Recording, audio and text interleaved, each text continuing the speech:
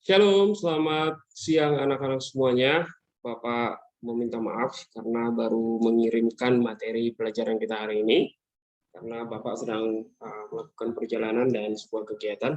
Anak-anak sekalian perlu diperhatikan dengan baik bahwa materi pelajaran kita hari ini adalah mempelajari tentang hal-hal yang penting dari sebuah pembacaan dan bagaimana cara membaca Alkitab dan kisah-kisah ataupun tokoh-tokoh di dalam Alkitab untuk kita bisa memahaminya dengan baik. Materi pelajaran sebelumnya Bapak sudah menerangkan tentang pentingnya membaca sebuah Alkitab dan kegunaan daripada sebuah Alkitab, dan hari ini kita akan melanjutkan materi tersebut ya. Coba perhatikan, kita akan mendalami sebuah kisah di dalam Alkitab ya, yakni dari Kisah Para Rasul pasal 8 ayat yang ke-26 sampai ke-40 dan 2 Timotius 3 ayat 14 sampai 17. Anak-anak sekalian, dua kisah dalam pelajaran kita kali ini, yakni kisah pertama bercerita tentang seorang pejabat dari negeri Ethiopia yang berada di benua Afrika. Tentu anak-anak, cerita ini sangat menarik sekali untuk dimengerti dan untuk dipahami. Yang beribadah ke Yerusalem ya, dan juga jarak Ethiopia ke Yerusalem tidaklah dekat, melainkan jauh sekali. Tetapi ada sebuah kerinduan, keinginan yang besar dari seorang pejabat di Ethiopia yang mempunyai jarak yang cukup jauh itu, ya, jaraknya cukup jauh, tetapi mempunyai ketertarikan untuk selalu beribadah sekalipun jaraknya cukup jauh. Berbeda halnya dengan kita yang sekarang, ketika gereja itu sepertinya jauh dari rumah, kita akan lebih memilih untuk berada di rumah dan mengatakan tidak perlu ibadah karena jauh. Ya. Dalam Alkitab diceritakan bahwa pejabat negeri Ethiopia itu pergi beribadah ke Yerusalem dengan mengendarai kereta kudanya. Ya. Tampaknya ia adalah seorang yang rajin sekali beribadah. Pada zaman itu adalah hal yang lazim bagi orang-orang dari berbagai tempat datang ke Yerusalem untuk beribadah, terutama pada hari-hari besar umat Yahudi. Orang datang ke Yerusalem untuk menyembah Allah orang Yahudi, walaupun ia bukan seorang Yahudi. Di Bait Allah di Yerusalem ada tempat atau pelataran khusus bagi orang-orang ataupun mereka yang datang dari bangsa-bangsa lain untuk beribadah. Lalu ketika ia pulang, ia membawa sebuah gulungan kitab Yesaya. Ia membacanya, namun ia tidak memahaminya. Mengapa? Kemudian muncullah Filipus yang diarahkan oleh Roh Kudus untuk menemuinya. Filipus dan pejabat tersebut bercakap-cakap, berbincang-bincang karena diarahkan oleh Roh Kudus. Ya, Filipus dan pejabat tersebut bercakap-cakap tentang teks yang dibaca oleh pejabat tersebut. Ia tidak memahaminya dan ia tidak mengatakan kepada Filipus. Rasa ingin tahu pejabat itu sangat besar, sehingga meskipun ia seorang pejabat besar ya, di negerinya, ia tidak malu menanyakan bahwa ia tidak memahami apa yang sedang dia baca, dan dengan rendah hati dia mau bertanya kepada. Dan kemudian karena dia meminta tolong kepada Filipus, akhirnya Filipus pun memberikan penjelasan tentang teks Alkitab dari kitab Yesaya yang dibawa oleh pejabat dari Ethiopia tersebut. Ya, luar biasanya seorang pejabat besar mau mengakui kekurangannya dan dia mengatakan bahwa dia tidak mampu untuk mengerti ya makna dari kitab Yesaya itu, sehingga dia meminta tolong kepada Filipus.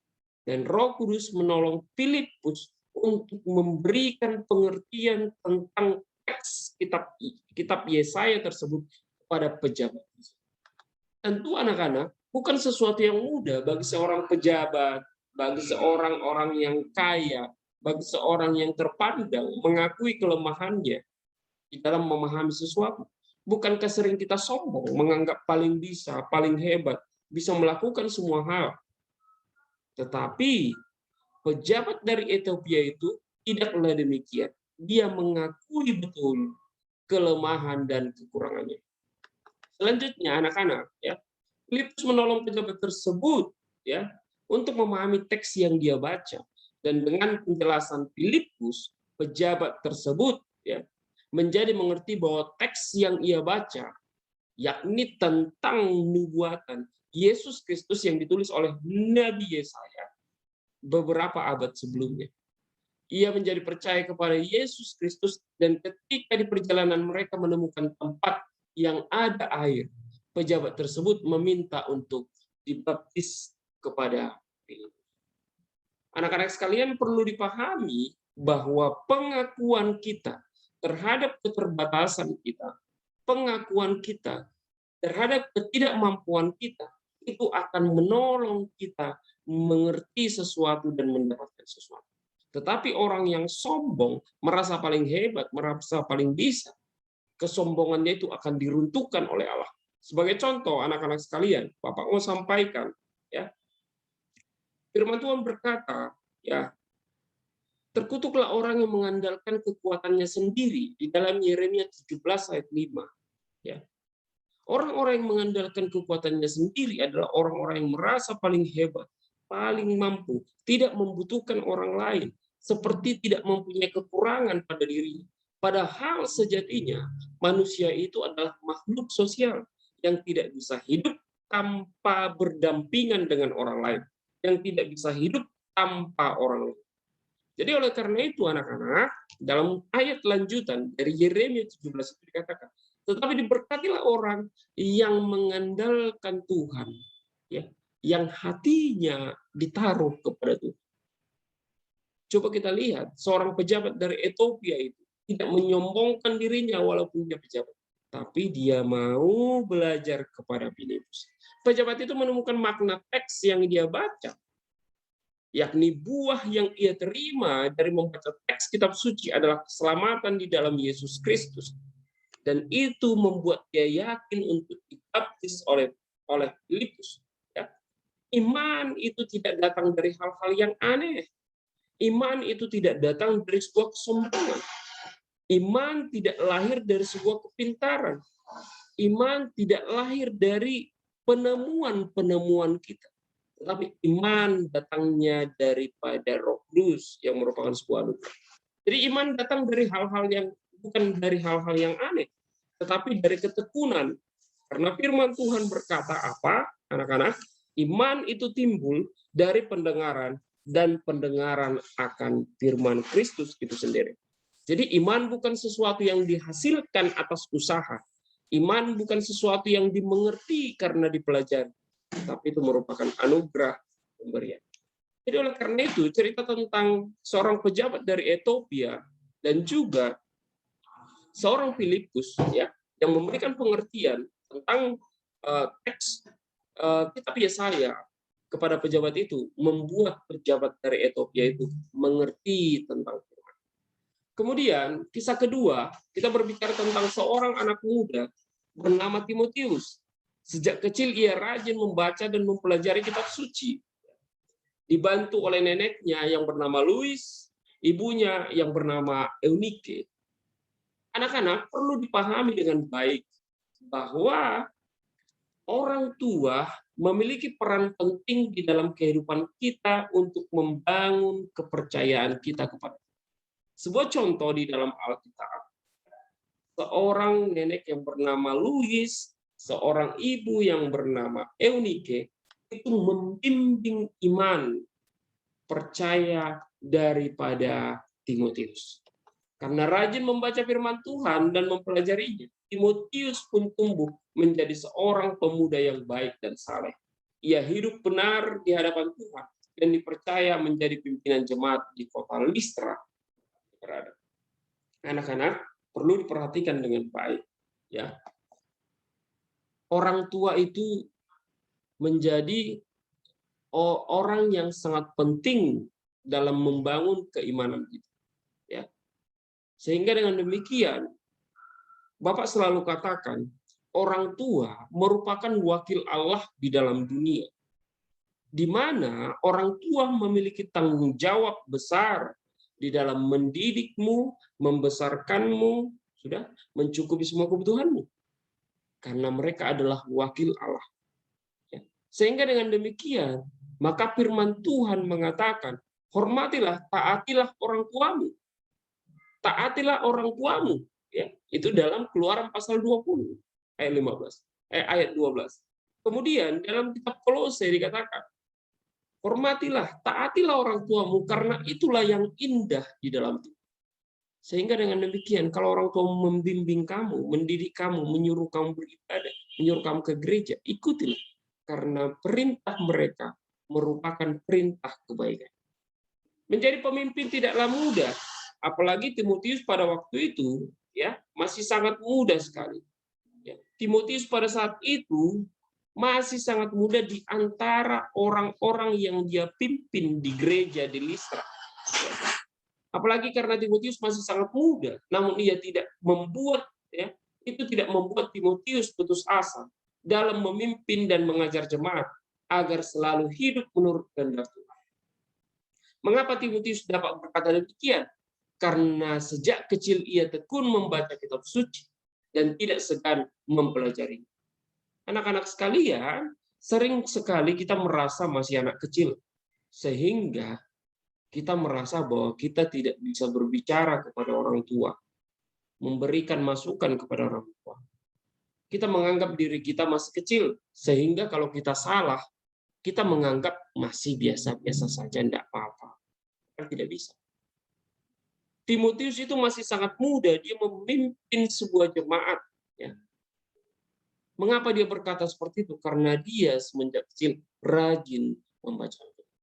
Karena dia sejak kecil dia membaca Alkitab dan tidak segan untuk mempelajari bersama neneknya, bersama ibunya. Maka ada sebuah ayat yang sangat penting ya dari perkataan Paulus kepada Timotius, yakni dari 1 Timotius pasal yang keempat, ya Bapak bukakan 1 Timotius pasal yang keempat,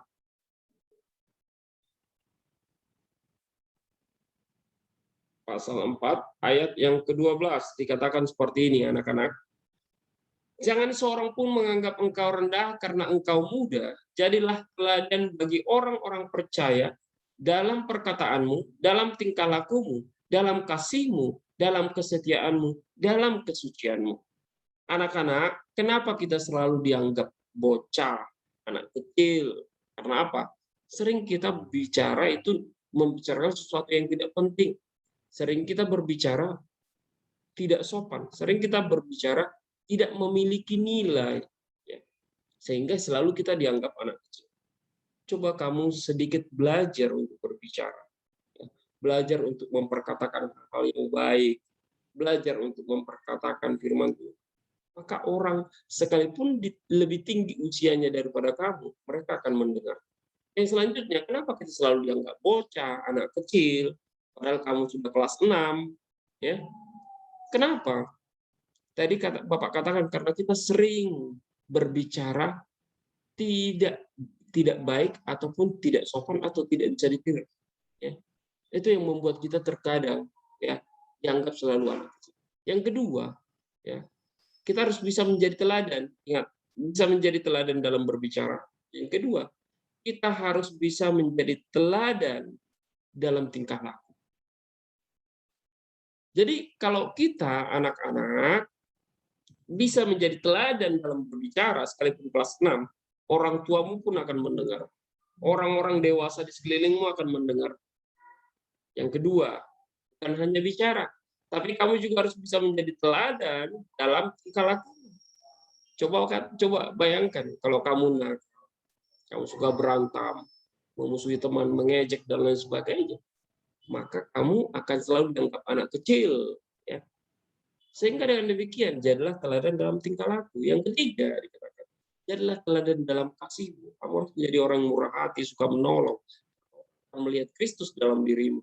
Dan jadilah teladan dalam kesetiaanmu, dalam berteman. Ya. Setia dalam berteman, setia dalam melakukan pekerjaan di rumah, ataupun tugas-tugas sekolah. Terus setia dalam kesucian. Kamu harus menjaga dirimu untuk tidak terjun dalam berbagai rupa-rupa. Ketika itu ada padamu, kamu menjadi teladan dalam perkataan, gunakan mulut dengan baik. Kamu teladan dalam perbuatan, gunakan semua anggota tubuh melakukan hal yang baik. Teladan juga dalam kasihmu, artinya apa yang keluar dari dirimu itu adalah wujud daripada kasih Allah.